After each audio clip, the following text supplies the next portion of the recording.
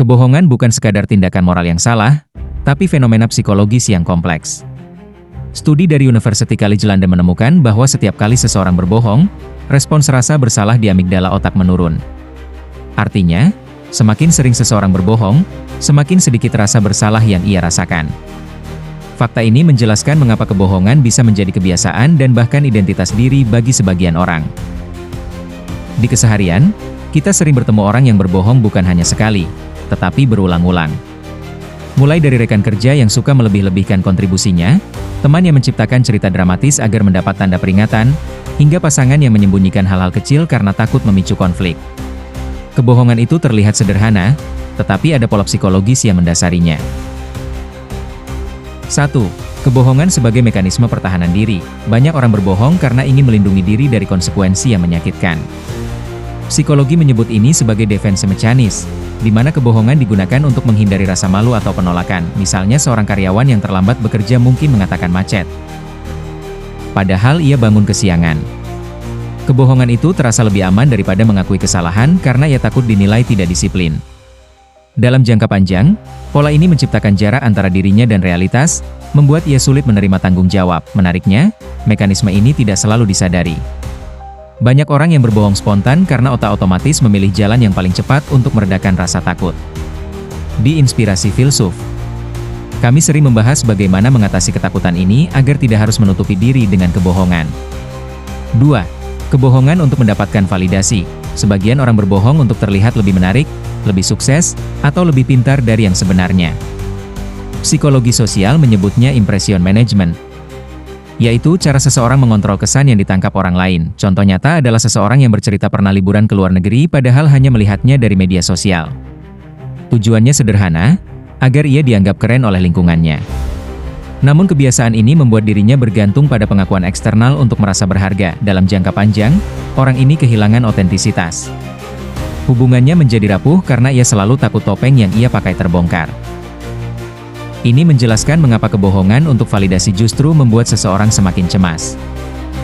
3. Kebohongan karena kebiasaan. Ada orang yang berbohong bukan karena takut atau ingin diakui, tetapi karena sudah menjadi kebiasaan.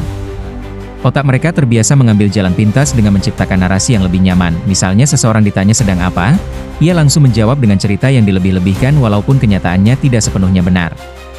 Kebohongan ini terjadi otomatis, seperti refleks. Akhirnya, orang-orang di sekitarnya mulai meragukan semua perkataan yang keluar dari mulutnya, bahkan yang jujur sekalipun. Kebiasaan ini bisa dihentikan dengan latihan kesadaran diri. Dengan memperhatikan apa yang diucapkan sebelum berbicara, seseorang bisa belajar membedakan mana yang fakta dan mana yang fantasi. 4. Kebohongan untuk menghindari konflik. Salah satu alasan paling umum seseorang berbohong adalah untuk menjaga kedamaian. Mereka takut kejujuran akan memicu pertengkaran, sehingga memilih kebohongan sebagai cara damai semu.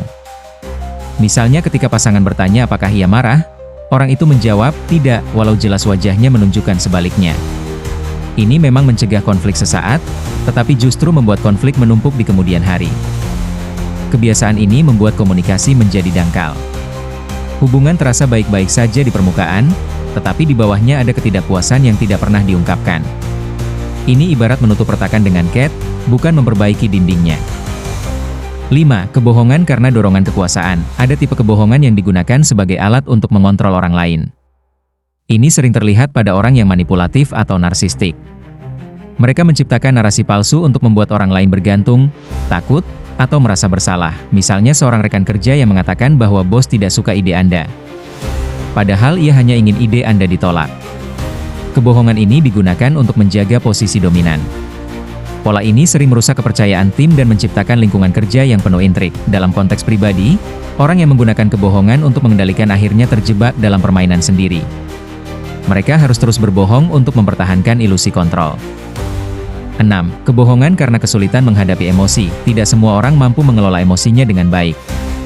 Sebagian memilih berbohong agar tidak terlihat lemah atau rapuh. Contohnya seseorang yang sedang depresi tetapi mengatakan, "Saya baik-baik saja," karena takut dianggap manja. Kebohongan ini melindungi mereka dari tatapan orang lain, tetapi sekaligus menjauhkan mereka dari bantuan yang seharusnya mereka terima.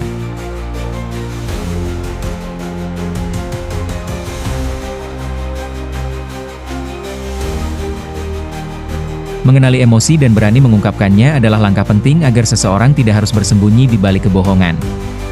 Ini juga membantu orang di sekitarnya memberikan dukungan yang tepat. 7. Kebohongan sebagai bentuk eksperimen diri. Ada orang yang berbohong untuk mencoba memainkan realitas. Bagi mereka, kebohongan adalah cara menguji bagaimana dunia merespons jika mereka menjadi orang yang berbeda. Misalnya seseorang berpura-pura punya pekerjaan yang lebih bergengsi hanya untuk melihat bagaimana orang lain memperlakukannya. Ini memberi mereka sensasi kontrol dan rasa penasaran.